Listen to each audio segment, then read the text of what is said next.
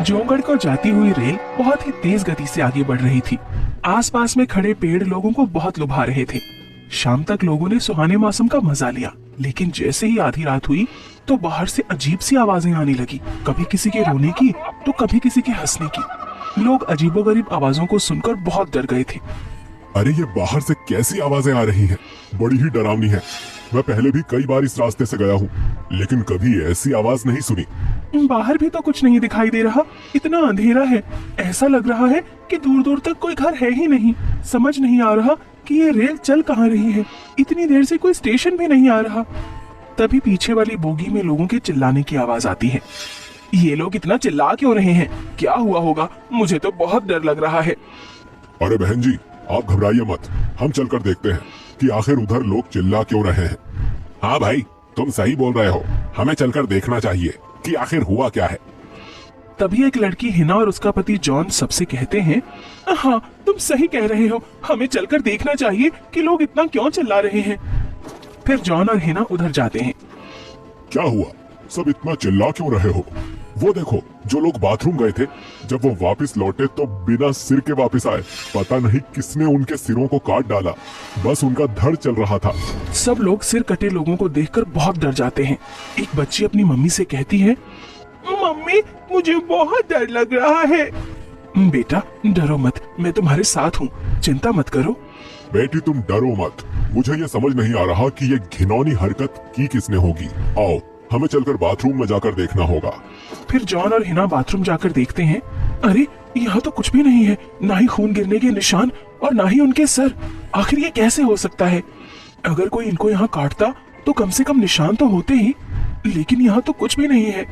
तुम कह तो सही रही हो, लेकिन किसी ने तो मारा ही है उन लोगों को। जॉन और हिना बातें कर ही रहे थे कि तभी दूसरी बोगी में से लोगों के चिल्लाने की आवाज आती है। दोनों दौड़कर उस तरफ जाते हैं तो देखते हैं कि वहाँ भी किसी ने लोगों के सिर को काट दिया था और उनके धड़ जमीन पर पड़े थे। ये सब क्या हो रहा है जॉन? चलो इसके बाथरूम में चलकर देखते हैं। फिर वो दोनों बाथरूम जाते हैं और देखकर चौंक जाते हैं। हिना देखो, यहाँ भी किसी तरह के कोई निशान नहीं है, न ही इन लोगों के कटे हुए सिर। चलो चलकर ट्रेन के ड्राइवर के पास जाते हैं, उससे पूछा जाए कि आखिर ये चल क्या रहा है, आखिर ये ट्रेन किस ओर जा रही है, और कोई स्टेशन भी नहीं आ रहा है। ठीक है, पर पहले मैं पुलिस को फोन करता हूँ। ठीक है, जल्दी करो। ओह शिट, फोन में तो नेटवर्क ही नहीं है। कोई बात नहीं, मैं अपने फोन से ट्राई करती हूँ। ओके, तुम ही करके देखो। यार मेरे फोन में भी सिग्नल नहीं है। से बात करते हैं। हिना और जॉन इंजन की तरफ चले जाते हैं और देखते हैं कि ट्रेन का ड्राइवर भी मरा पड़ा था। जॉन, ये ड्राइवर तो मरे पड़े हैं, फिर ट्रेन को कौन चला रहा है? ये बात तो मेरी भी समझ नहीं आ रही, पर मुझे ट्रेन चलाना आता है, तो मैं इसको रोक सकता हूँ। ये तो बहुत अच्छी बात है, जल्दी करो। जॉन ट्रेन को रोकने की कोशिश करता है, पर वो रुकती नहीं है। ये ट्रेन तो खुद ही चल रही है, इसे मैं कंट्रोल नहीं कर पा रहा हूँ। मेरी समझ में नहीं आ रहा कि आखिर ये चल कैसे रही है। तभी एक आवाज आती है, ये ट्रेन हमारे कब्जे में है और इसे हम चला रहे हैं। तुम लोगों में से कोई भी जिंदा नहीं बचेगा। तुम चुड़ैल जंगल में हो और ये ट्रेन इसी जंगल में घूम रही है और घूमती रहेगी। ये ट्रेन हमारे कब्जे में है, इसे हम चला रहे हैं। तुम लोगों में से कोई भी जिंदा नहीं बचेगा। तुम चुड़ैल जंगल में हो और ये ट्रेन इसी जंगल में घूम रही है और घूमती रहेगी। कौन हो तुम और क्यों हमें मारना चाहते हो? बोलो। जॉन की बात का कोई जवाब नहीं आता। तभी अचानक जॉन के पीछे एक डरावनी चुड़ैल आकर खड़ी हो जाती है और वो लोग उसे देखकर चिल्लाने लगते हैं। फिर उनमें से कुछ लोग मारे जाते हैं। तभी हिना बोलती है, जॉन मुझे याद आया, मैंने इस चुड़ैल जंगल के बारे में सुना है। साल में एक बार इस जंगल में ऐसा होता है कि पूरी ट्रेन का अपहरण हो जाता है और सुबह तक सब मर जाते हैं और उनके शरीर भी इस जंगल से बाहर नहीं जा पाते। हिना, हमको कुछ तो करना होगा। लोगों को ऐसे तो मरने नहीं दे सकते हैं। चलो बोगी की तरफ चलते हैं। वो दोनों बोगी की तरफ चलते हैं, लेकिन वहाँ का मंजर बहुत ही डरावना था। लोगों के कटे हुए सर ऊपर लटके हुए थे और धड़ नीचे पड़े हुए थे।